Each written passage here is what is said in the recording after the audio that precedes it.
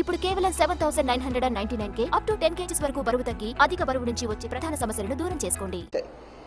కేవలం 54,000 ఎకరాలు మాత్రమే కాదు, ఇంకా ఎక్కువ తీసుకోవాల్సి వచ్చినా కూడా తీసుకోవాలి అని చెప్పి ప్రస్తుత ప్రతిపక్ష నాయకుడు చెప్పినటువంటి మాట.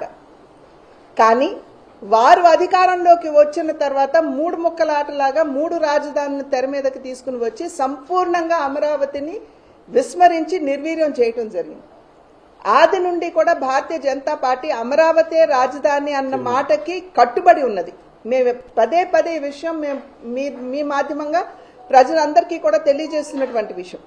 ఇవాళ బడ్జెట్లో చూసినట్లయితే అమరావతి నిర్మాణానికి వెంటనే 15,000 కోట్లు, అంటే ఈ మిగిలిపోయినటువంటి 6 నెలలు ఏదైతే ఉందో దానికి 15,000 కోట్లు కేటాయించడం మాత్రమే కాకుండా ఇంకా ఇతర సంస్థల నుండి కూడా వనరుల్ని తీసుకొచ్చే విధంగా మేము మార్గం సుగమం చేస్తాము అని చెబుతూ సావరెన్ గ్యారంటీ మేమిస్తామని చెప్పి కేంద్ర ప్రభుత్వం చెప్పినటువంటి అంశం. కనుక కేంద్ర ప్రభుత్వం అమరావతి బాధ్యత తీసుకున్నది అని చెప్పి మీ మాధ్యమంగా ప్రజలకి తెలియజేస్తున్నాను. అదేవిధంగా పోలవరానికి సంబంధించి కూడా అన్ని విధాలా మేము పోలవరానికి కట్టుబడి ఉన్నామని చెప్పి మొదటి నుండి భారతీయ జనతా పార్టీ చెప్తున్నటువంటి మాట. ఇవాళ దాన్ని తిరిగి నొక్కి వ్యాఖ్యానిస్తూ బడ్జెట్లో నిర్మలా సీతారామన్ గారు పోలవరం నిర్మాణానికి సంపూర్ణమైనటువంటి సహకారాన్ని అందిస్తామని చెప్పి వారు ఇవాళ ప్రస్ఫుటంగా చెప్పినటువంటి విషయం. ఇది మాత్రమే కాకుండా ఇన్ఫ్రాస్ట్రక్చర్ డెవలప్మెంట్ ఏదైతే ఉంటుందో, ఏ రాష్ట్రమైనా సరే ఆర్థికంగా ముందుకు వెళ్లాలంటే మౌలిక సదుపాయాలు వస్తువులు కనుక సరిగ్గా లేకపోయినట్లయితే, అంటే రోడ్లు కావచ్చు, రైలు కావచ్చు, పోర్టులు కావచ్చు, ఎయిర్పోర్ట్లు కావచ్చు, ఇవన్నీ కనుక సవ్యంగా లేకపోయినట్లయితే ఆర్థికాభివృద్ధి అనేది ఏ రాష్ట్రం కూడా సాధించలేదు. గడిచిన 5 సంవత్సరాల కాలం ఏ విధంగా రోడ్ల నిర్మాణం విస్మరించబడిందో మనందరికీ తెలుసు. నేషనల్ హైవేస్ అంటే జాతీయ రహదారుల మీద పట్టుపరుపుల్లాగా వెళ్ళిపోతూ ఉంటే వాటిని దారి ఒకంత మనం పక్కకు తిరిగి రాష్ట్ర రహదారుల మీదకి వస్తే ఎంత అధ్వానంగా ఉన్నాయో మనందరికీ కూడా తెలియనటువంటి విషయం కాదు.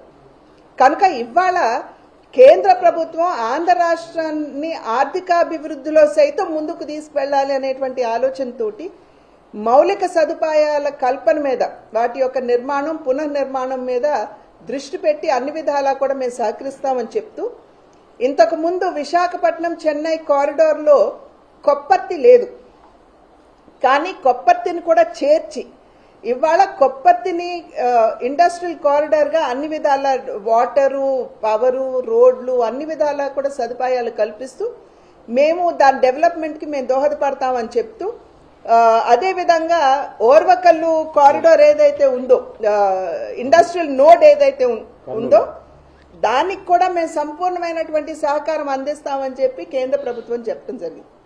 ఇది కనుక చూసినట్లయితే చాలా వరకు కూడా మనకి రాయలసీమ ఈ ప్రాంతాలన్నీ కూడా బాగా అభివృద్ధి అయ్యేటువంటి అవకాశం ఉంది. ఉపాధి అవకాశాలు వచ్చేటువంటి అవకాశం ఉంది మన బిడ్డలకి. అదేవిధంగా పూర్వోదయ అనేటువంటి ఒక కొత్త కాన్సెప్ట్ ఇవాళ బడ్జెట్లో మన ఆర్థిక మంత్రి గారు చెప్పడం జరిగింది.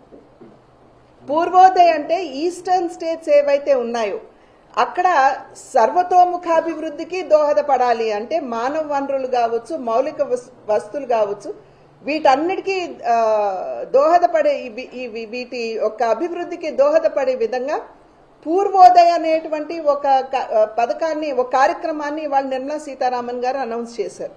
చెబుతూ దాంట్లో ఉన్నటువంటి ఈ ఈస్టర్న్ స్టేట్స్తో పాటు ఆంధ్ర రాష్ట్రాన్ని కూడా కలిపి ఆంధ్ర రాష్ట్రానికి కూడా అన్ని విధాలా కూడా తన సహకారాన్ని అందిస్తామని చెప్పి నిర్మలా సీతారామన్ గారు వారు చెప్పడం జరిగింది.